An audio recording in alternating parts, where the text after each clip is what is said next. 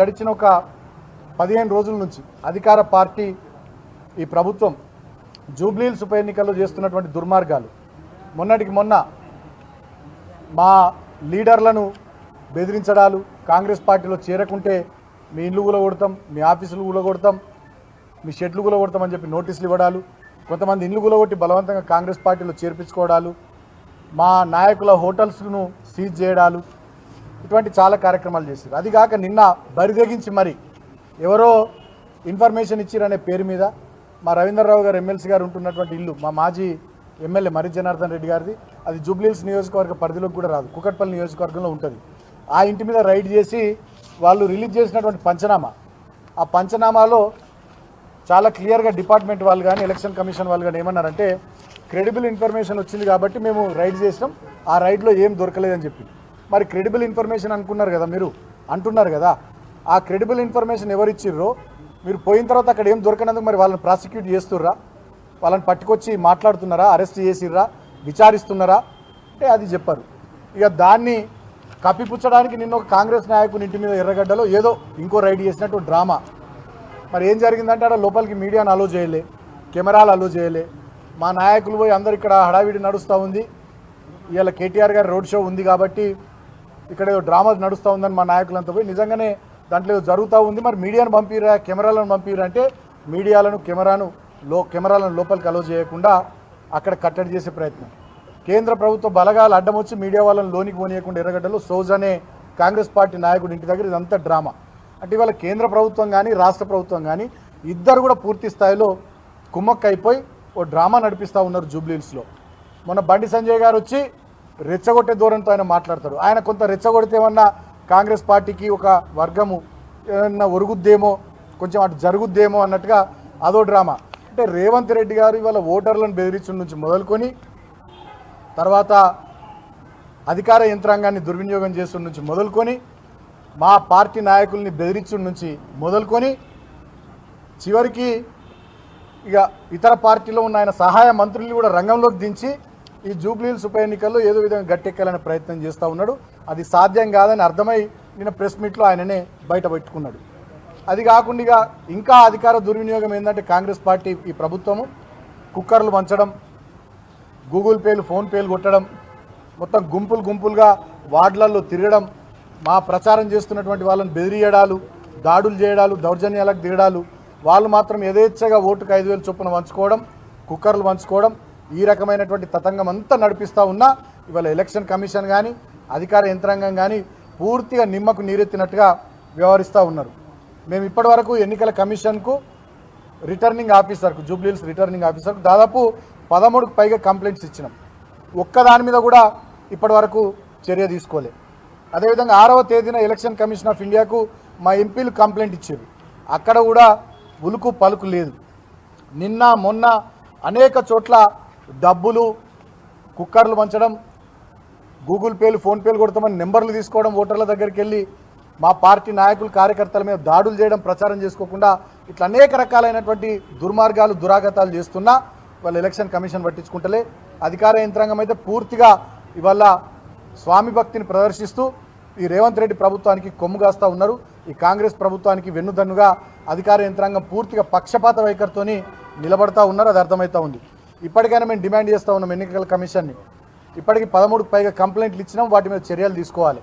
అదేవిధంగా మొన్న 140 మందికి పైగా ఎవరినైతే బైండ్ ఓవర్ చేసిర్రో వాళ్ళను ఎన్నికల రోజు పోలింగ్ డేట్ నాడు డెఫినెట్గా వాళ్ళని మళ్ళీ బైండ్ ఓవర్ చేయాల్సిందిగా నేను ఎన్నికల కమిషన్ గుర్తు చేస్తూ ఉన్నా. ఎందుకంటే ఆ రౌడీలు, ఆ గూండాలు మళ్ళీ ఎలక్షన్ రోజు వాళ్ళు బయట తిరిగి ప్రజల్ని కానీ మా ప్రత్యర్థి పార్టీల నాయకుల్ని, కార్యకర్తల్ని భయభ్రాంతులకు గురి చేసే ప్రమాదం ఉంది. కాబట్టి ఎలక్షన్ కమిషన్కి మేము మళ్ళీ అప్పీల్ చేస్తూ ఉన్నాం, వాళ్ళందరినీ ఎన్నికల కమిషన్ ఖచ్చితంగా ఎలక్షన్ జరిగే రోజు బయటకు రాకుండా ప్రశాంతమైనటువంటి వాతావరణంలో ఎన్నికలు జరిగేటట్టుగా చూడాలని చెప్పి ఈ సందర్భంగా నేను ఎలక్షన్ కమిషన్ కూడా విజ్ఞప్తి చేస్తూ ఉన్నా. ఇంకా చాలా విషయాలు ఉన్నాయి. డెఫినెట్గా జూబ్లీహిల్స్ ఓటర్లందరికీ కూడా పేరు పేరున మేము విజ్ఞప్తి చేస్తూ ఉన్నాం. 6 గ్యారంటీలు అని చెప్పి, 420 హామీలు అని చెప్పి, రకరకాల డిక్లరేషన్ల పేరిట తెలంగాణ ప్రజల్ని వంచి మోసం చేసిన ఈ కాంగ్రెస్ పార్టీకి ఈ 11వ తేదీ నాడు 4 కోట్ల తెలంగాణ ప్రజల తరపున 4 లక్షల మంది మీరు ఓటర్లు బుద్ధి చెప్పి అరుదైనటువంటి అద్భుతమైనటువంటి అవకాశం వచ్చింది, దీన్ని సద్వినియోగం చేసుకోవాలని చెప్పి జూబ్లీహిల్స్ ఓటర్లకు బీఆర్ఎస్ పార్టీ తరఫున విజ్ఞప్తి చేస్తూ పోలీసులను కూడా మేము కోరుతా ఉన్నాం. మీ అరాచకాలు ఎక్కువైపోయినాయి, మీ ఆగడాలు ఎక్కువైపోయినాయి, మీ బెదిరింపులు, మీ దౌర్జన్యాలు ఎక్కువైపోయినాయి. స్వయంగా నిన్న మాజీ ఎమ్మెల్యే విష్ణు గారు, నేను ఒక సిఐ గారికి మాట్లాడినాం. జక్కయ్య బస్తీ అని ఒకటి ఉంటుంది, అక్కడ చౌరస్తా దగ్గర మా కార్యకర్తలను బెదిరించి కాంగ్రెస్ పార్టీ గుండాలు నాయకులు బ్రేస్లెట్లు, చైన్లు ఏవి దొరికితే అవి గుంజుకొని పారిపోయారు. చాలామందిని బెదిరించారు. స్వయంగా నేను మాజీ ఎమ్మెల్యే విష్ణు గారు సిఐ గారికి ఫోన్ చేస్తే ఇమీడియట్గా టీంను పంపించి ఇప్పటిదాకా కేసు ఫైల్ చేయలే, వివరాలు తీసుకున్నారు తప్ప ఏం చేయాలి. ఇవాళ పోలీస్ యంత్రాంగం కూడా జిల్లాల్లో ఉన్న ఇంటెలిజెన్స్ దిగింది, కౌంటర్ ఇంటెలిజెన్స్ దిగింది, ఎస్ఐబి దిగింది. మొత్తం పోలీస్ వ్యవస్థ అంతా రేవంత్ రెడ్డికి ప్రైవేట్ సైన్యంలాగా ఇవాళ జూబ్లీహిల్స్ ఉప ఎన్నికల్లో పనిచేస్తూ ఉంది. పోలీస్ సోదరులను నేను కోరుతా ఉన్నా, ఇది మంచి పద్ధతి కాదు. ఇంకా తిప్పి కొడితే ఓ సంవత్సరమే, దాని తర్వాత అంతా ఎన్నికల వాతావరణమే, 4 సీట్లు ఎక్కువ తక్కువ మళ్ళా తెలంగాణ ప్రజల దయతో కేసీఆర్ ముఖ్యమంత్రి కావడం ఖాయం. మరి అప్పుడు మీ పరిస్థితి ఏందో ఆలోచించుకోండి. పక్క రాష్ట్రంలో ఆంధ్రప్రదేశ్లో ఏం జరుగుతుందో చూడండి. ఇవాళ పారదర్శకమైనటువంటి వాతావరణంలో మీరు ఎన్నికలు జరిగేటట్టుగా చొరవ తీసుకోవాలి తప్ప కాంగ్రెస్ పార్టీ ఏజెంట్లలాగా కాంగ్రెస్ పార్టీ గుండాగిరికి వత్తాసు పలుకుతూ మీరు దౌర్జన్యం చేస్తే డెఫినెట్గా ఎవరిని కూడా భవిష్యత్తులో విడిచిపెట్టాం. మేమేం భయపడే వాళ్ళం కాదని కూడా నేను పోలీస్ సోదరులకు తెలియజేస్తా ఉన్నాను. నేను అందరిని అంటలే, కొంతమంది ఎవరైతే స్వామి భక్తి ప్రదర్శిస్తున్నారో వాళ్ళని అంటా ఉన్నాం. ఈ రాబోయే ఈ 3 రోజులు కూడా మీరు పారదర్శకంగా మంచిగా ఎలక్షన్ కమిషన్ నిబంధనలకు లోబడి మీరు పనిచేయాలి తప్ప మరి స్వామి భక్తి ప్రదర్శించి రేవంత్ రెడ్డి ప్రైవేట్ సైన్యంలాగా పనిచేస్తే భవిష్యత్తులో రేవంత్ రెడ్డి కూడా మిమ్మల్ని కాపాడలేడని చెప్పి సందర్భంగా నేను తెలియజేస్తూ, ఖచ్చితంగా అధికారుల వ్యవస్థ అంతా కూడా ఇవాళ ప్రభుత్వానికి కొమ్ము కాసే విధంగా ఉన్నటువంటి ఈ తరుణంలో నేను జూబ్లీహిల్స్ నియోజకవర్గంలో ఉండేటటువంటి మేధావులు, విజ్ఞులు, లాయర్లు, డాక్టర్లు, స్టేక్ హోల్డర్సు, జర్నలిస్టులు అందరికీ కూడా అప్పీల్ చేస్తూ ఉన్నా, ప్రజాస్వామ్యాన్ని బతికించుకుందాం. మంచి వాతావరణంలో జూబ్లీహిల్స్లో ఎన్నికలు జరిగేటట్టుగా ఖచ్చితంగా మీరంతా సహాయపడాలని, దోహదపడాలని సందర్భంగా నేను విజ్ఞప్తి చేస్తూ ఉన్నా. ముఖ్యమంత్రి మాటలతోని, కాంగ్రెస్ ప్రభుత్వంలోని మంత్రుల చేతలతోని, పోలీసు కాంగ్రెస్ గూండాగిరి దౌర్జన్యాలతోని స్పష్టంగా ఒకటి అర్థమవుతా ఉంది, జూబ్లీహిల్స్ ఉప ఎన్నికల్లో బీఆర్ఎస్ పార్టీ గెలవబోతుందని. దాన్ని ఎలాగైనా దానికి అడ్డుకట్ట వేయాలనేటటువంటి ఈ రకరకాల కుట్రలు జరుగుతూ ఉన్నాయి. డెఫినెట్గా ఈ కుట్రలన్నింటినీ కూడా జూబ్లీహిల్స్ నియోజకవర్గ ఓటర్లు ఛేదిస్తారని చెప్పి సందర్భంగా నేను తెలియజేస్తూ మళ్ళొక్కసారి ఎలక్షన్ కమిషన్కి అప్లై చేస్తూ ఉన్నాం. ఎవరినైతే గతంలో 140 మందిని బైండ్ ఓవర్ చేసిర్రో ఎన్నికల కమిషను ఎలక్షన్ రోజు వాళ్ళందరినీ కూడా మరి బయట ఉండకుండా లోపల ఉండేటట్టు చూసుకోవాలి.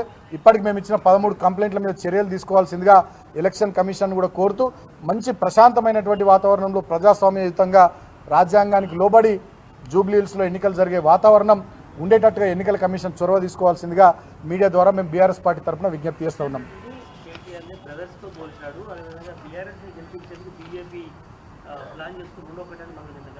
కిషన్ రెడ్డి, రేవంత్ రెడ్డి వాళ్ళే ఇద్దరు సొంత చిన్నమ్మ పెద్దమ్మ కొడుకులు లెక్కుంటారు. ఇప్పుడు ఢిల్లీకి రేవంత్ రెడ్డి గారు పోతే బీజేపీ ముఖ్యమంత్రికి కూడా గన్ని అపాయింట్మెంట్లు దొరికాయి. ప్రధానమంత్రి గారి, కేంద్ర మంత్రులై అన్ని అపాయింట్మెంట్లు దొరుకుతాయి. బీజేపీ ఎంపీలు అందరితో సన్నిహితంగా ఉండేది ఢిల్లీలో రేవంత్ రెడ్డి గారు. నేను కూడా గతంలో ఎంపీగా పనిచేసిన, నాకు ఢిల్లీ వ్యవహారాల విషయాలు తెలుసు.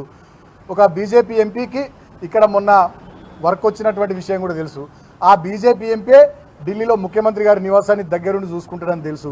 ఆ బీజేపీ ఎంపీకి ఈ ముఖ్యమంత్రి గారికి వాళ్ళ పూర్వ తెలుగుదేశం పార్టీలో సన్నిహిత సంబంధాలు ఉన్నటువంటి విషయం అందరికీ కూడా తెలుసు. ఇక్కడ ఉన్నటువంటి బీజేపీ ఎంపీలు రేవంత్ రెడ్డి సొంత మనుషులాగా పనిచేస్తూ ఉన్నారు. కేంద్రంలో హోంశాఖ సహాయ మంత్రి బండి సంజయ్, ఇక్కడ రేవంత్ రెడ్డి తెలంగాణ కాడికి వచ్చి, కేంద్రంలోనేమో హోంశాఖ సహాయ మంత్రి బండి సంజయ్, తెలంగాణ కాడికి వచ్చేసరికి రేవంత్ రెడ్డి సహాయ మంత్రి. ఇక్కడ కొంతమంది ఎంపీలు ఉన్నారు, మెంబర్ ఆఫ్ పార్లమెంట్ ఎంపీ అంటే, కానీ మెంబర్ ఆఫ్ పార్లమెంట్ కన్నా కూడా మెంబర్ ఆఫ్ రేవంత్ రెడ్డి అయిపోయారు వాళ్ళు. కొంతమంది బీజేపీ 3-4 ఎంపీలు రేవంత్ రెడ్డి మీద ఈగ వాళ్ళనియరు, సీమ చిటుకుమననియరు. రేవంత్ రెడ్డిని ఎట్లా కాపాడతారంటే వాళ్ళ సొంత బ్రదర్స్ కొండలరెడ్డి, తిరుపతి రెడ్డి కన్నా ఎక్కువ ఈ బీజేపీ ఎంపీలు, ఈ బీజేపీ కేంద్ర హోంశాఖ సహాయ మంత్రి వీళ్ళే కాపాడతారు. ఈగ వాళ్ళనియరు, సీమ చిటుకుమననియరు. రేవంత్ రెడ్డికి ఏదైనా ఆపద వస్తుందంటే ఇట్లా షీల్డ్ లాగా సొంత అన్నదమ్ములు కొండలరెడ్డి, తిరుపతి రెడ్డి కన్నా ఎక్కువ బీజేపీ ఎంపీలు, బీజేపీ మంత్రులు వస్తున్నారు.